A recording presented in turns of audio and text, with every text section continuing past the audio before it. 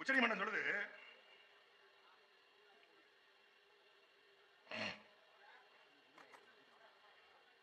காடுகளை ஆக்கிரமித்துள்ளவர்களுக்கு மறுவாழ்வு அளிப்பதும் அவர்களை வெளியேற்றுவதும் ஒரே நேரத்தில் நடக்கணும்.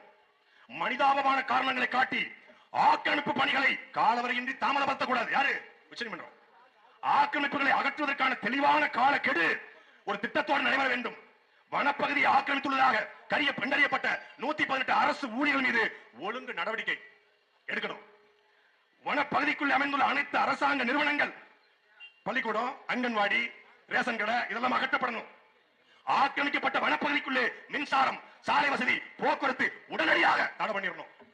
ஆக்கிரமிக்கப்பட்ட வனப்பகுதியிலே முழுமையாக அகற்றப்படும் வரை புதிய வணிகம் சார்ந்த தொழில் நடைபெறக்கூடாது.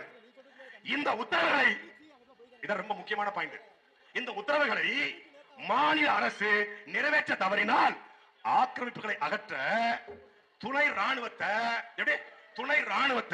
கூட்டிட்டு வருவோம். 1920 முதல்ல தமிழ்நாட்டில் காவல் நிலையம் உருவாக்கப்படுது. எப்போ காவல் நிலையம், போலீஸ் ஸ்டேஷன் ஒண்ணு வருது. அது வரைக்கும் போலீஸ் ஸ்டேஷன் கிடையாது, கச்சேரின்னு பேர் இந்த போலீஸ் ஸ்டேஷனுக்கு.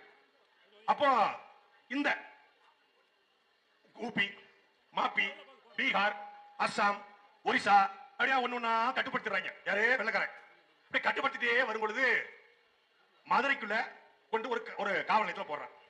போட்டு 86 சமூகங்கள் என்ன பண்ணணும், மாலையில 6 மணிக்கு வந்து காவல் நிலையத்தில் கையெழுத்திட்டு காலையில 6 மணிக்கு போகணுங்கிறான். அதுக்கு பேரு கைரேகை சட்டம். இது போனா ராணுவம் உள்ள வருங்கிறான். அப்போ நம்ம அப்பத்தாக்கெல்லாம் கிணத்துல தண்ணி பிடிச்சிக்கிட்டு மாடு மேய்ச்சிக்கிட்டு ஆடு மேய்ச்சிட்டு இருக்காங்க. ஊருக்குள்ள ராணுவம் வருது. அப்ப 2 அப்பத்தா சொல்லிருக்கு, ஏட்டி இவன் என்னட்டி கையில கழிகின்ற ஆப்ப மாதிரி உன்னைய கொண்டு வரான், இவன் இந்த கட்டையை தூக்கி அடிக்க நம்ம ஆளுங்க வேல் கம்பியை வீச்சரி வாங்கி கொண்டு வீசிட மாட்டாங்களா அப்படின்னு. ஆமாட்டி கழிகின்ற ஆப்பை வச்சு இவன் எப்படி அடிப்பான்? எதை? துப்பாக்கிய கழிகின்ற ஆப்பன்னு சொன்ன இனத்துல பிறந்த கூட்டங்களா இந்த கூட்டம்? அவனுக்கு தெரியும். அதான் ஹிமாயன் குறிப்பிட்டாங்க, இந்தியா முழுக்க வெள்ளைக்காரன் கட்டுப்படுத்தினான். வெள்ளைக்காரன் தன்னுடைய ரிப்போர்ட்ல எழுதி வச்சு போயிருக்கான், நம்முடைய துப்பாக்கிக்கு, பீரங்கிக்கு, குண்டுக்கு பயப்படாத ஒரு கூட்டம் அது தென் மாவட்ட கூட்டம், குறிப்பா இந்த உசிலம்பட்டி தேனி கூட்டம். எங்க வந்து துணை ராணுவம்?